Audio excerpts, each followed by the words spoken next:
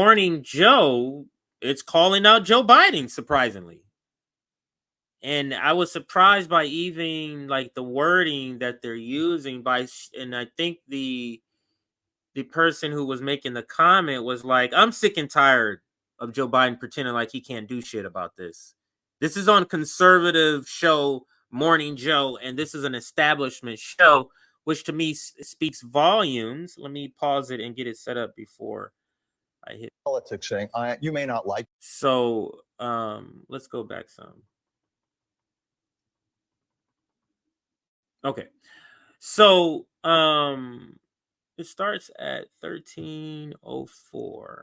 It is about almost a 5-minute clip here. I'm gonna let a lot of it play because it's a lot of good information. But let's start around here. It's about 5 seconds of the previous story, and then it goes into the story. Every once in a while, you hope that out of bad news, there could be a glimmer of good news. I don't see it this morning, I'm sorry to say. So, John, this has obviously drawn widespread condemnation from the Middle East, from the West, the UK, the United States. We've seen it everywhere. Those vehicles couldn't be marked more clearly. We're looking at them in this video. Those were aid workers. You have other aid organizations now pausing their efforts, saying, we don't know that it's safe for our aid workers to go into Gaza, given what happened with World Central Kitchen. So what is the spot now that President Biden has been in for a long time, but that was made much worse by what happened? We can talk about domestic politics. We saw a little bit in some of those primaries last night. But on the international stage, what is the spot he's in right now? Yeah, to your point, those vehicles couldn't have been better marked. In fact, it looks like from the footage of the destroyed van, one of the missiles went right through the logo of the World Central Kitchen, right there, right through the logo, and just killed everyone inside. And it should be noted, to Richard's point earlier, this mistake hit comes a day after the precision strike that killed the Iranian general in Syria. It's hard to reconcile those two things. Yes, there's real political pressure. We'll get into it a little later. But there was, again, a substantial uncommitted vote last night in Wisconsin. It's a protest vote about Gaza. It's the primaries. There's a belief that a lot of those voters will eventually come home to President Biden. They're not all going to.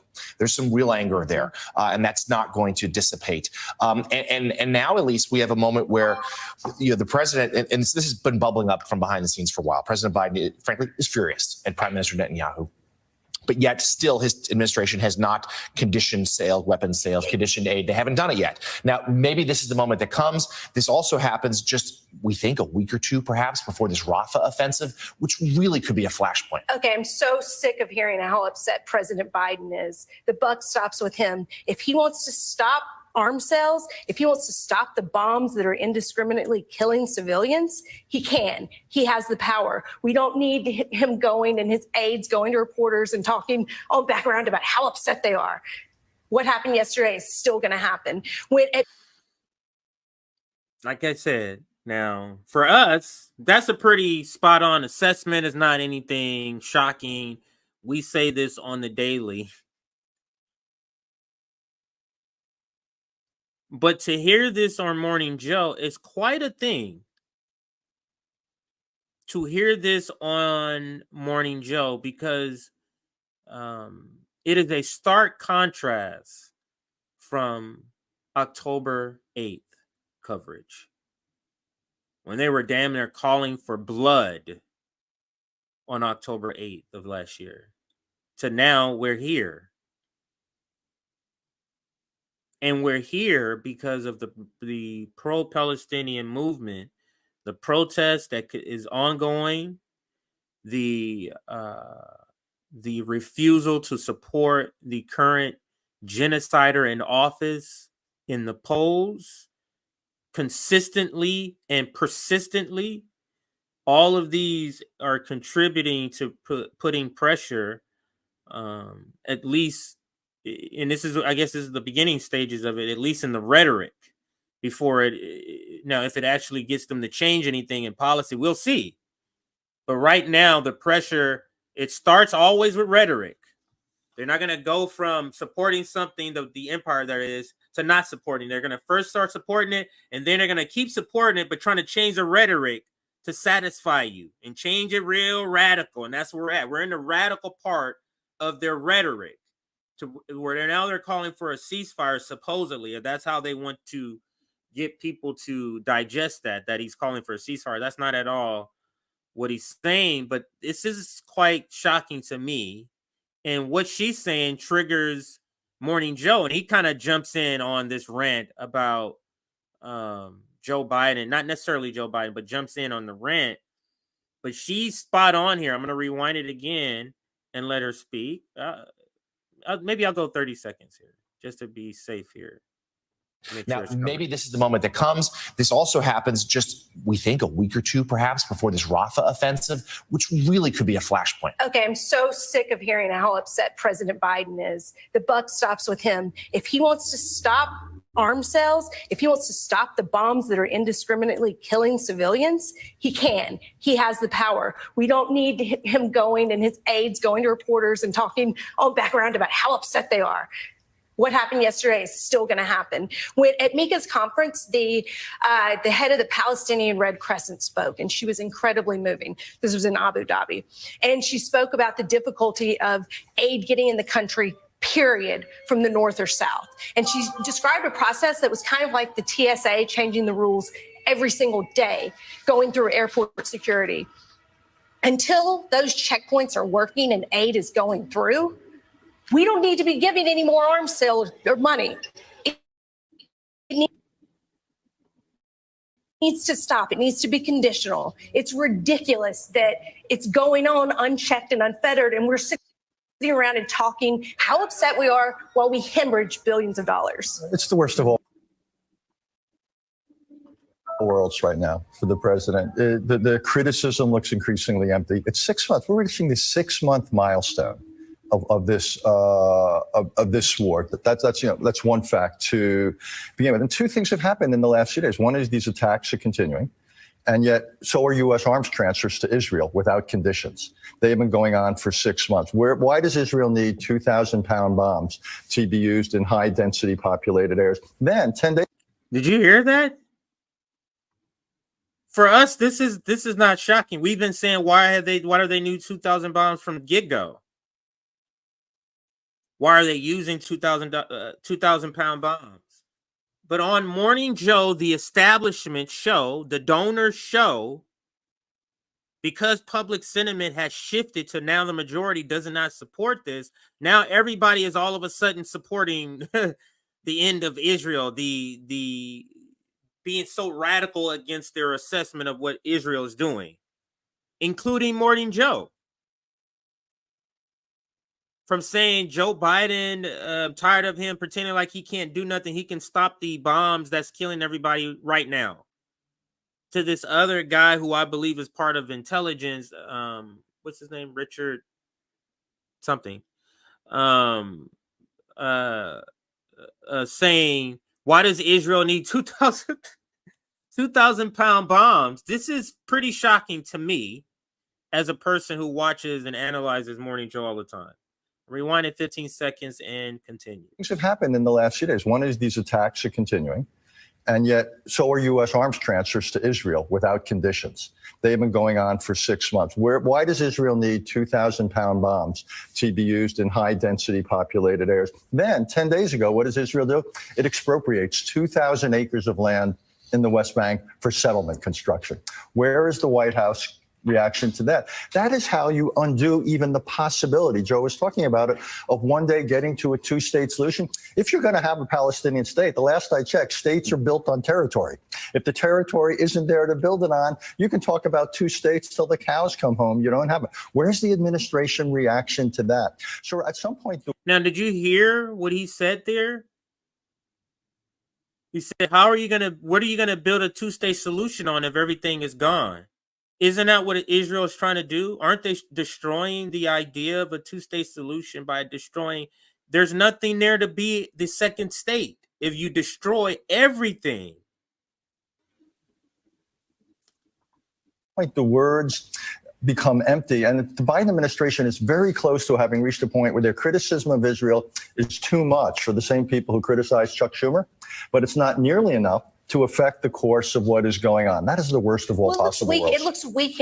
There's another thing he said, something about words are not enough for something. Let me rewind it back and make sure I covered that part. Well, we hemorrhage billions of dollars. It's the worst of all worlds right now for the president. The criticism looks increasingly empty. It's 6 months. We're reaching the 6-month milestone of this war. That's one fact to begin with. And two things have happened in the last few days. One is these attacks are continuing. And yet, so are U.S. arms transfers to Israel without conditions. They've been going on for 6 months. Why does Israel need 2,000-pound bombs to be used in high-density populated areas? Then, 10 days ago, what does Israel do? It expropriates 2,000 acres of land in the West Bank for settlement construction.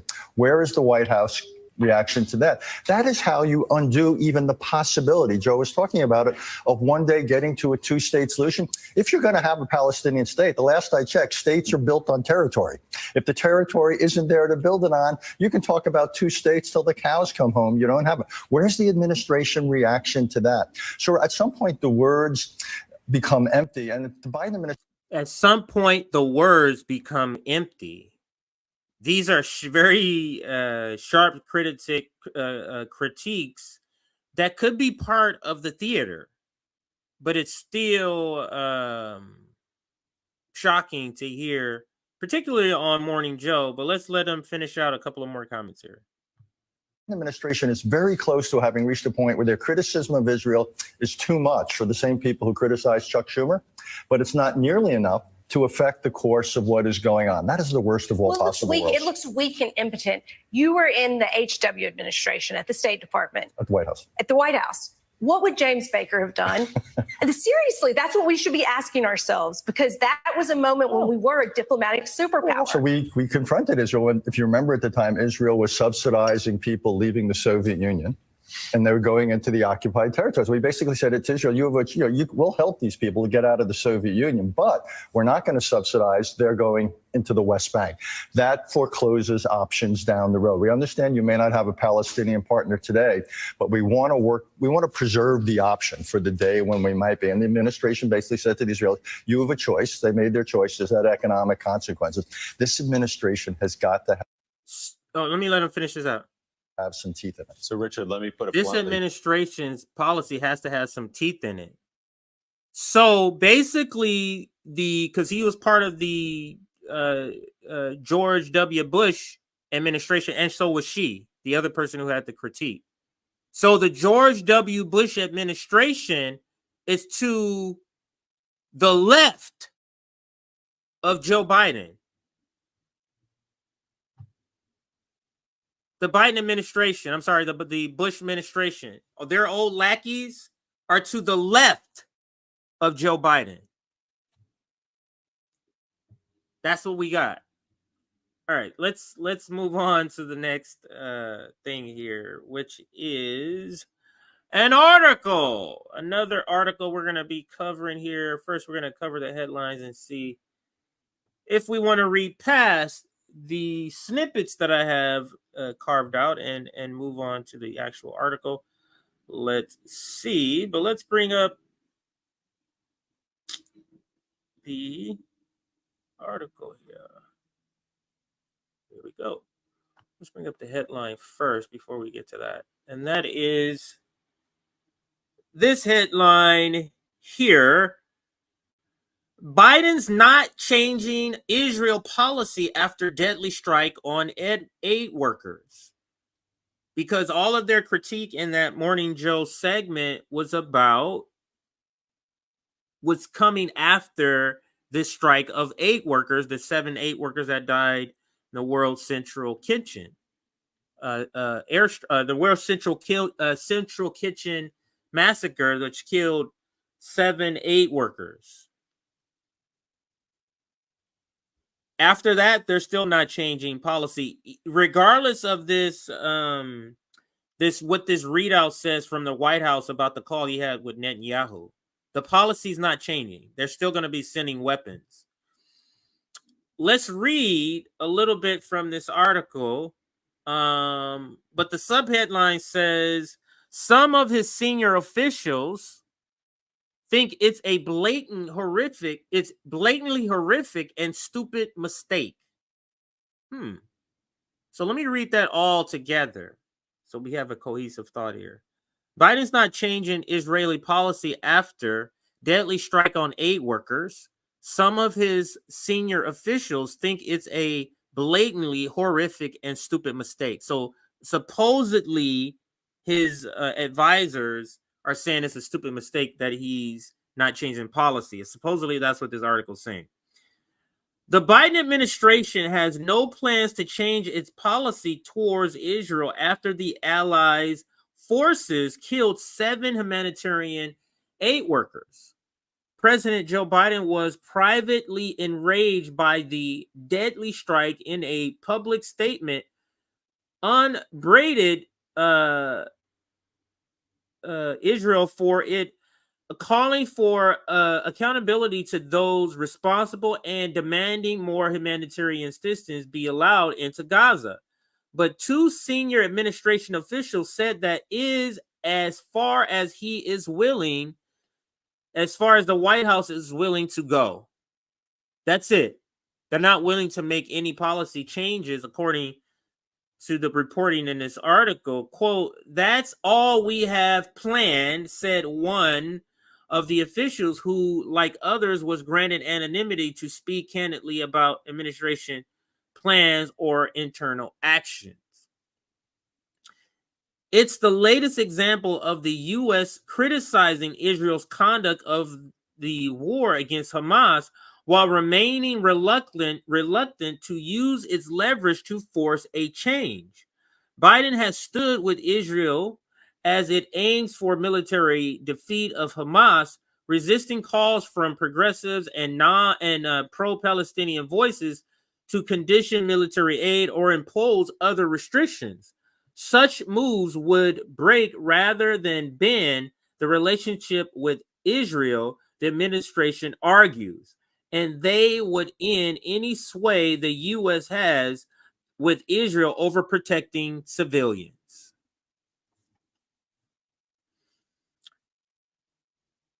That has caused fissures within the Biden administration. Quote, "It's just rinse and repeat with the Israelis. The American political system can't or won't draw a real line with them, and that is regrettable," said a senior U.S.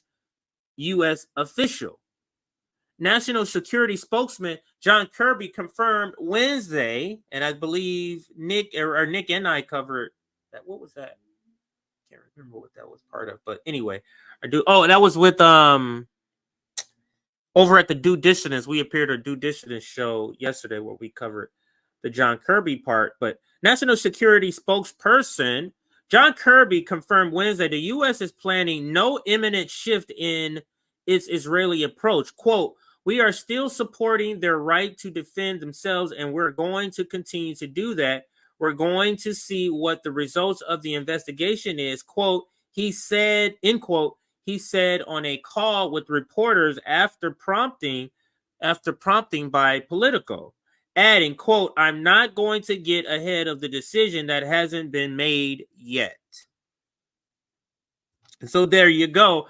After all that has happened, after Israel keeps killing innocent people, the Biden administration just keeps shucking and jiving for Israel and to keep Israel in this colonial settler project right on track with this ethnic cleansing of the Palestinians, which is what's going on. Yeah. So one more thing, we're gonna go now to Twitter. There's a couple of other just more headlines, and I just want to cover some dig deep into some of the numbers here before we pivot to the RFK story, where RFK says Joe Biden is more. He says he could argue that Joe Biden is a bigger threat to democracy than Donald Trump, and that has sent shockwaves all over the liberal media and their reaction, calling them very dangerous. So Michigan, 3 points. This is the big one. Like this, of all the states, this is the one they have to win. Without Michigan, I guess Pennsylvania, but this is the one where they feel most uneasy about, is this one in Pennsylvania, even though, is this one in Michigan, even though the Pennsylvania one is losing by the same amount of points, 3 points. And Nevada, this is another one that is sort of shocking to them, but it speaks to the loss of Hispanic / Latin support. That's what the numbers in Nevada speak to, 4%. North Carolina, we've talked about this. That's a pretty decent number. I'm not sure if that's a state that Joe Biden would consider, count it as part of his winning coalition when he started this campaign. And then Arizona 5 points, Georgia 1, Wisconsin is the one that is still sort of tied or locked in a tied space. And then just a couple of headlines. This Wall Street Journal. Trump leads Biden in 6 of 7 swing states. Wall Street Journal poll show. Every time I see that W, that's where I go to. We might read a little bit of that article. Now let's just go to some of the graphics here. Now this graphic shows what it would look like if you were to translate the poll numbers into the Electoral College. So Electoral College map based on the last Wall Street Journal poll. Trump wins 302 delegates to Biden winning 221. That's essentially what happened. And this is why I say Joe Biden is going to lose against Donald Trump. This is the map that illustrates that in electoral politics terms. So let's look and see what is the one. They don't have a key here, but we'll just see. Michigan. Where is Michigan? They have him winning Michigan on this thing. Okay, this is a better map here. I think that's the pink ones are the ones where they're showing he's going to pick up. So he would pick up Nevada. He would pick up Arizona. Those are 2 that Biden won last time. He would pick up Michigan. He would pick up Pennsylvania. He would pick up North Carolina. He would pick up Georgia, Florida. Those are all states that Biden won last time. That according to this Wall Street Journal poll, if you were to apply that to the electoral map, this is what it would look like. Devastating for Joe Biden. You're talking 302 electoral politics, 302 delegates, and that's a shift of 81 points, or a gain of 81 points from his last match with Joe Biden. So doesn't look good.